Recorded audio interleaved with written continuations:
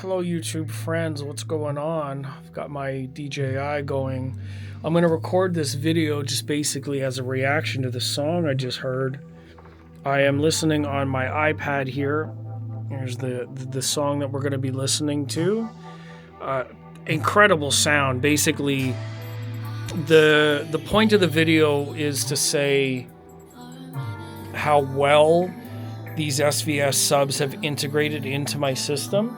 I have them further dialed in using 24 dB slopes crossed over at about 40 hertz where the towers will pick up from there and above. A couple of different tweaks using the Wiim ProPlus Room correction or P-EQ settings. I ran a couple of different sweeps using the iPad and then using my Android phone when the software became available. So I've been able to dial in the SVS subs a little bit more. They have been in the system for a couple of months. The Arendals have been here for almost a year. Combined with the bits and pieces of acoustic treatment all around my room. As you can see, there is what I would say aesthetic diffusion mounted on the side walls and the first reflection points, which is typically an audiophile no-no. But for my case, I really appreciate that extra width because if you see everywhere else, I have curtains, blackout curtains drawn across the window, across the sides of the room. If you bear with me, it extends to the back of the room and to the back behind my seat. My seat itself has got a nice soft fabric, so everything is absorbed. The carpet, this is a black shag carpet. This is a medium pile sort of carpet in the front. So everything in the room gets absorbed a little bit by high frequencies. Some of the mid frequencies have some trouble. The bass, however, gets a little hung up at about, there's a bass bump at about 47 hertz. So that's why the subs are rolled off steep before that. And then the towers actually have 3 port openings, which I can use to tune them up a little bit to hit 40 or down to 55. So I can further blend them up at a higher rate, but I prefer to have the towers open. So they're extending into the 40s and then the subs pick up from there. So the bump is a little bit obvious, but using some of the P-EQ settings from the Wiim ProPlus, I'm able to integrate them very well in a 2-channel system. The subs are receiving their own signals, which are paralleled from the Rotel RC1590mkii. It is a analog output, subwoofer outputs. It's 2 RCAs, but I believe they're just paralleled. There's no independent control. There are no settings in the Rotel for integration. So everything that I have done has been by listening and using mild room correction just to kind of give me a sense of what the system's doing in here. And I'm not sure if it picks up on camera, but there is quite a good low extension in this room. I can get right down to 20 hertz, no problem, with dual sb1000 subs. Very impressive. Very, very impressive. Now, I need to do further analysis. I have further experimenting. The Arendal towers sound great in here for this reason. I still have to go back and do the SVS bookshelves, which are in the other room. Those have been breaking in my main listening position around my desk for a couple of months. The idea there was to compare them against the Arendal towers, but like I said, the Arendal towers I've had for almost a year, so I needed to fast track the burn-in process for the SVS so that it was more fair play, I guess. And for the interest of this video, I'm going to replay the song from the beginning so I get only booked with one song.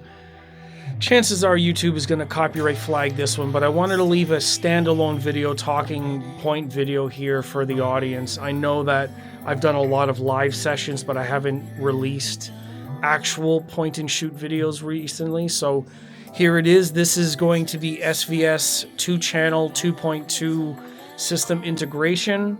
Hopefully it's entertaining.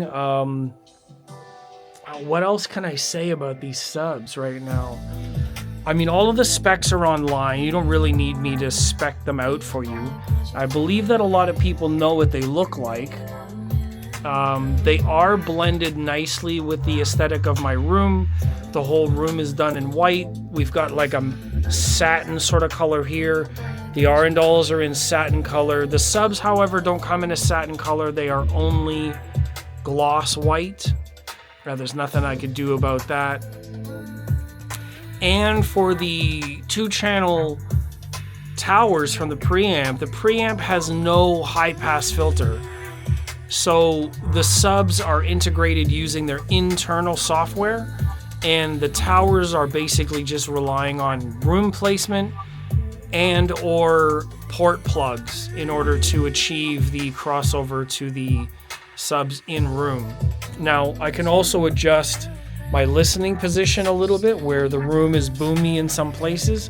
Let me stand up and walk to the back of the room. You see kind of what I'm talking about? So at this point in the doorway of my room, these subs will be rather boomy back here.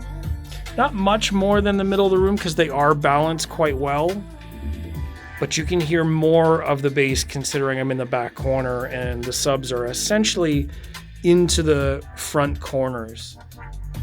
At the very back of the room, it is a little bit more punchy. That 50 hertz, 70 hertz gets a little bit of a bump. The recordings for the room correction show that there was a bump at about 100.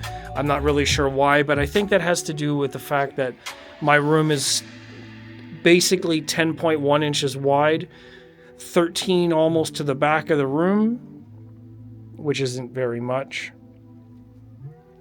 and then 8 feet tall. So there are some inherent interference and nodes with those dimensions, common sort of every room kind of thing, which is why I wanted to do this video series to talk about how like audio in everybody's room, anybody's room, sounds a certain way. We are going to get similar results based on some of the dimensions, and I wanted to take on this challenge to integrate them into a 2-channel system to find, one, how difficult it is, but also like best practices, sub-crawl, tuning, integration, crossover, anything that I could do to get the best sound out of them.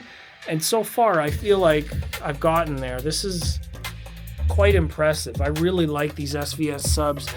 They've done really, really well here for me in the room.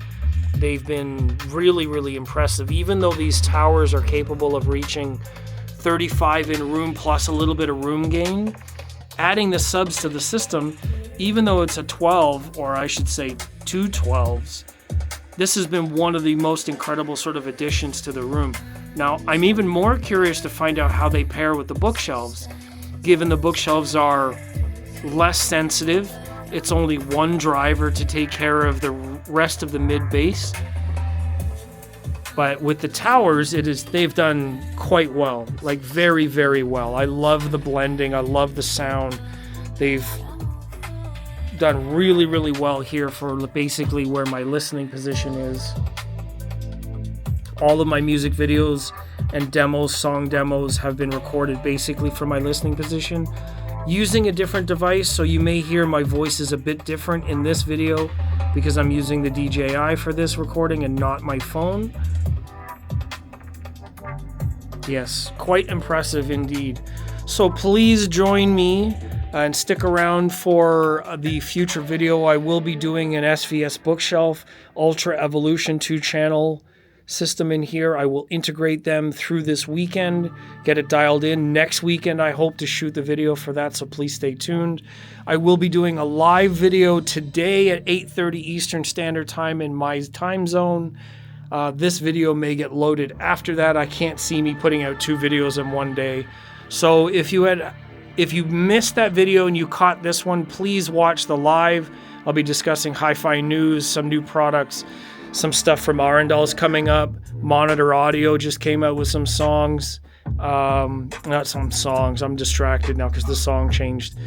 Some new speakers from Monitor Audio, the 6G Series Gold, or Gold Series 6G, 6th generation, so check that out. And that's enough for me. Over 10 minutes now of me rambling, one shot, one take, no edits, no bullshit, no fancy screaming and yelling and controversy and talking shit about other people. I think we've all had enough of the typical audiophile for one generation. So that's me and the system. The subs are in place. And thank you for watching this one. Staying tuned. I wish I could give you some bass flex, but I don't think these subs are even moving that much, to be honest. Even though there's a really good bass tone in here, you actually don't get a lot of movement because these subs are sealed. They just look good. They're moving, but you can't see them on camera. Anyhow, that's enough for me. Thank you very much. See you in the next video. Take care of yourselves. Be kind. Keep listening to the music, and I'll see you in the future.